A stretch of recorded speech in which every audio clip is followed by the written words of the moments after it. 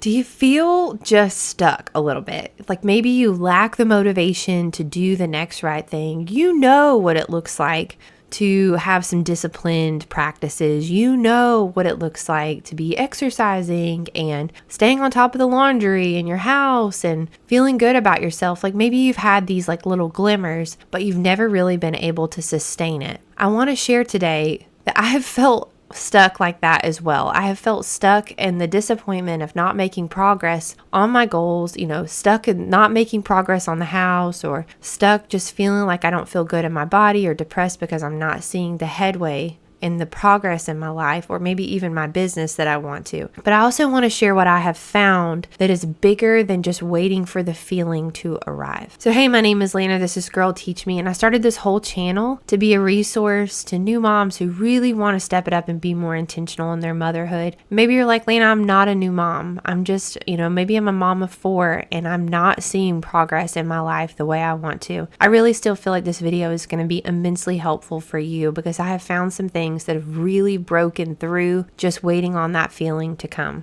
And I say this in all my videos, but if you happen to be a pregnant mama, I want to let you know that I have a free birth class you can go and take. It's 5 key decisions maybe you didn't even know that you needed to make to take more ownership of the birth preparation process. Birth is wild, but there are so many things we can do to plan and prepare to have a better birth. So I want you to know about those key decisions. The link is down below. So like I said, I have felt the way you might be feeling, and I get back there from time to time. It's not like I have conquered this once and for all, but I have felt a time in my life where I just felt absolutely stuck. I really didn't see the point of getting up in the morning and getting going. I didn't really know what I was going to get from the day. I was trying to get through the day, not get something from the day. It was such a different way of living.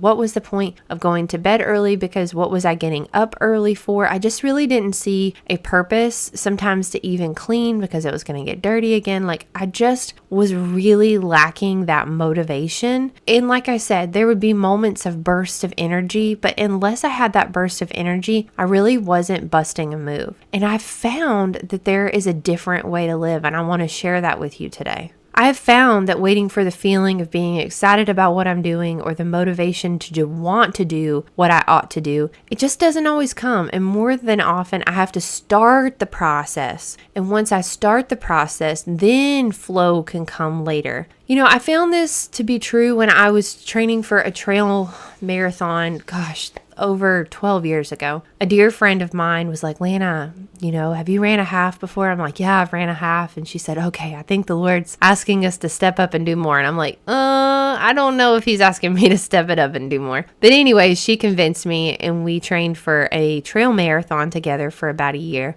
And what I found was for the first 10 to 15 minutes of almost any run, my legs felt heavy. Every step I wanted to quit. I would just have this inner battle with so much self-talk about why today was not an optimal day to run and how I could do it another day. Maybe it was the day for my long run. And I had a million reasons why today just probably wasn't a good day. And then suddenly it would take 10 to 15 minutes. My legs would start to feel lighter. It all started to feel easier. I started to have more positive thoughts flow through my body. And I started to think about how beautiful the trail was and how glad I was to be running and how glad I was that I chose today to go out and run. And I would start to enter a more euphoric state of flow. There is a dip I didn't realize I had to get through. And so I want to talk about that dip today because I think that we all feel that dip. Even in the most mundane things that we know that we ought to be doing, more than likely, we're not going to always feel like doing them. We're just not. It's going to have to be us pushing through that very beginning phase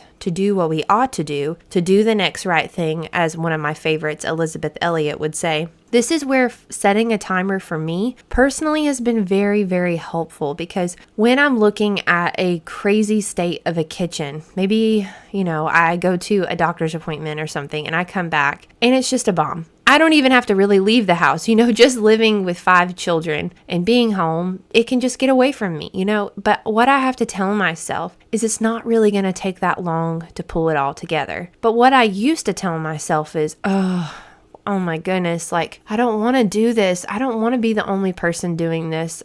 Just I'll do it later, or just even sometimes being angry at little people for being little people and wanting to cast the blame. But now, just trying to switch that mindset. Okay, I'm going to set a 10-minute timer and I'm going to get started on this basic homemaking task of washing dishes. I've been without a dishwasher for about 6 months. Our kitchen flooded and we just had to, we don't have a dishwasher. I don't even have a full kitchen floor right now. It's basically just the absolute subfloor. So we've been washing a lot of dishes and, it's okay. It's really just a little bit of time to get going. But I feel this beyond dishes. I feel this sometimes with cooking. I feel it with laundry. I feel it for going with a walk.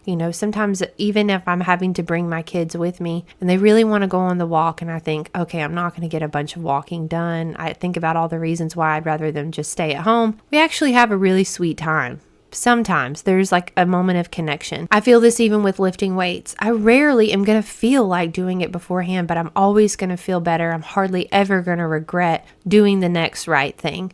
Doing the next right thing always gives me the feeling I was after at the very beginning, but I feel like we have to battle that self-talk that is always trying to keep us from stepping into the life that we're meant to live, from being obedient to the Lord and doing the next right thing and being wise with our time and our money and all the things. It's almost like a self-sabotage, so to speak. And I've found that just waiting for the feeling to come is going to set me up for failure almost every time. So before we go any further, I would love to hear from you. Have you felt that? Have you felt that? Oh, I'm just waiting on the feeling of motivation or energy to come. How have you dealt with that? How have you pushed past that? And how have you started to lean in and build better habits in your life and start to see progress? I would love to hear that down below. And the other thing I have found is that I have had limiting mindsets in the past about what I am capable of doing as a woman. Maybe the limiting mindset is, my house needs to be repainted. And my limiting mindset is I'm not a DIY, YouTuber. I can't get in there and improve a space. But here's the truth. Little by little by little, we can improve our space. We can go get the can of paint and just start painting. No, I'm not going to be able to repaint my whole house in one day, but I could probably paint one wall. I could probably do a little bit. And generally, if we just get started on a project, right, that's when we get the momentum. And that momentum is just magic. It really, really is. And so if it's even just something like getting up early in the morning, like praise the Lord, I have been getting up early for almost a month now, and it has been so life-changing to get up at 5 consistently every day. But what I found was, of course, the first couple of days are the hardest, but then once we feel the reward of doing what is right for that season, I'm not postpartum, and so I do have a fair amount of energy right now, and I have a very full homeschool day with my kids and things like that. It makes sense for me to try to get up and spend some time in the Word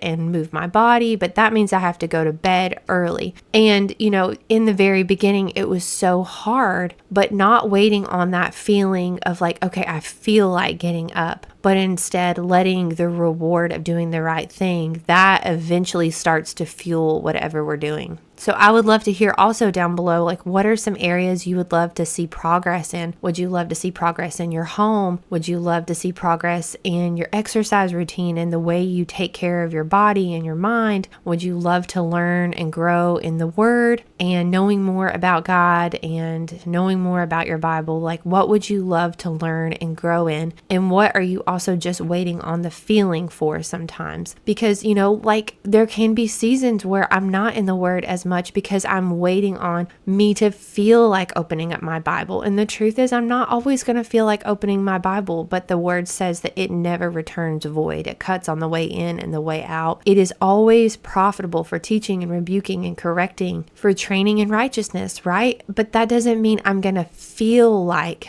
being trained or feel like I'm being, conformed more into His image. And so I just think this feeling thing really can limit us and keep us from stepping into that next best version of ourselves because we are waiting on this elusive thing that doesn't always exist. Sometimes it's there, but more often than not, it's probably not going to be there. I think a limiting belief too could be that, she can do that because of X, Y, and Z, but I could never do that. And the thing is, like, why? Why can't we do that? Why can't we be excellent mothers? Why can't we have a house that we're proud of, even if we don't have bukus of money to spend on it? There are ways we can improve a space little by little, even with a magic eraser. There is so much we can do, even with the money that we have. It's not so much sometimes what we make, but what we do with it, right? And so anything that's just in our way, any excuse that we have simply just needs to be a hurdle that we find some way around, some obstacle we go over, we go under, we go around, because these are all just excuses that our inner lawyer sometimes is using to work overtime to keep us limited and to keep us sabotaged from the life that God has for us. And so we can almost always find a way if we really believe that we're not helpless. And I think that's what a lot of us sometimes slip into. I know I have been there, where I just feel like I'm helpless to this situation. I want somebody to come and save me. I want somebody to come and fix the situation. I want my husband to come home from work and take the kids because it's all too much. But really, we're hardly ever helpless if we just flip the whole situation on its head and we start looking for solutions. We can move our body for 5 minutes, for 10 minutes. We can do an EMOM. Every minute on the minute, we do a different exercise for 10 minutes. We can do this. And even if you string a couple of those together, wow, it starts to give us momentum, right? I can open my Bible for 5 minutes. I can leave it on the counter. I can do one load of laundry to completion a day. I can sit down and open the Bible and read a little bit to my kids and we can pray together. I can make one healthy thing a day for my family. I can fill up my water bottle in the morning and drink as much as I can. Like, these little they seem insignificant because they're so little, but they don't require a big grand feeling. They just require a little bit of intention in removing these limiting mindsets. So I would just love if you and I can just imagine how our motherhood could look different, how our marriage could be stronger. I mean, so many people look past having a strong marriage. If we're good with our husbands, our kids are going to be good. I really and truly believe that. I have heard that from so many pastors and counselors. If husband and wife are doing good, more than likely the kids are okay. So how can our marriage be stronger? How can our intimacy be better? How can our faith be deeper? And what would our home feel like? Imagine what this atmosphere, how it can change to one of peace and connection. It's possible. Why not? Why not? Why is it not possible for us? What would it feel like to be in our body, to have more energy and to feel strong? And what is an area that you would love to see progress in? I think it would be so powerful if you just leave it in the comments, just one area you'd love to see progress in, because sometimes just naming it, writing it out can just bring some power to it, not manifesting by any means, but it just honestly even admitting to ourselves that we want to see things be a little different. Of course, we can't work on it all at the same time, but getting momentum in just even one area of our lives starts to spread to the other areas of our lives. And if you want your husband to be better, instead of marriage counseling, maybe what you need to do is to step into the best version of yourself, because he's going to see you and gain respect for you, and you're going to gain respect for yourself. And it's going to just encourage him and inspire him. And maybe at first he'll be like, what are you doing? But when they see the fruit, right? When they see the fruit of good disciplines, and they see the fruit of us prioritizing the Lord, and they see the fruit is winsome to our kids and to our husbands and to our friends and our family. They're not always going to understand, and that's why we have to live for the audience of one, right? Because the Lord sees every bit of hidden faithfulness that we bring, and he loves us regardless. But I do think it makes people around us better when we start to step up and start to lean into doing, sometimes even the hard things, but we're not waiting on the feeling to arrive, because otherwise we feel helpless to the feeling. We feel like unless the feeling arrives, I can't make progress in my life. And that's absolutely not true. So what's one small step you could take in the next 24 hours? If you just watch this video and you feel inspired for a second, but you do nothing, I'm not sure that you've used your time wisely. Like, my hope is that there would be a clear action that would rise to the surface in your life, and you would start to take action, and you would start to see progress. And that progress would start to give you more momentum, and that momentum would spread to other parts of your lives. And you would, call out to the Lord for help. God, I need help in this one area. Like, I'm not seeing progress. But even sometimes progress, like I said, in one area of your life, just getting up at the same time every day, it can start to like cause like a trickle down effect. I know the same has been for me. Like I've started to get up early, then I'm in the Word every morning early because I'm getting up, and then I'm journaling and I'm going for my morning walk. And then I started lifting, even just 15 minutes of weights, and I'm starting laundry early, and I'm getting on time with homeschool. And so it's just like one decision of making progress or being faithful in one area can start to bleed into other areas in the very best way and create this momentum effect in your life that kind of just sweeps you up into becoming the intentional mama that you've always dreamt of becoming. So just would love to hear from you down below, and I'm so excited for you. I know that your motherhood is so very important. I truly believe that mothers change the world. All the hidden decisions that we make to choose connection and relationship with our kids, when we're learning and growing, it's only going to be a benefit to our children. It's like keeping the well full so other people can come and draw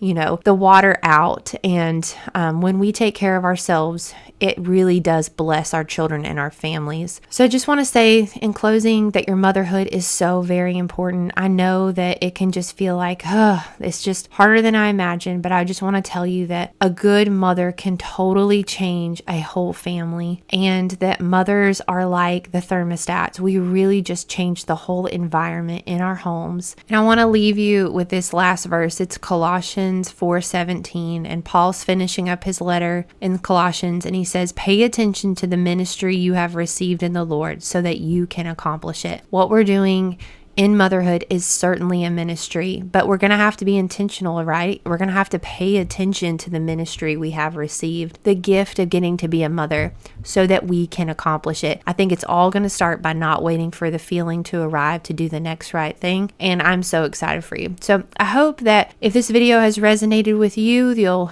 leave a comment, that you'll stay and hit subscribe. I'd love to have you here. There's so many videos that I think can really help you take that next step in your motherhood. I have lots of playlists for motherhood, so go check those out, and I'll see you again in the next video. It's so unnecessary dwelling about the past, 'cause I know that God is good. He led me to where I'm at. Sometimes I feel like giving up, you're giving in, but everything happens for a reason. It won't always be blue skies ahead. Sometimes you might need a helping hand, just like iron sharpens iron, making me stronger, calling me higher. When we come together, just like iron sharpens iron, making us stronger, calling us higher. When we're helping each other, we're growing together.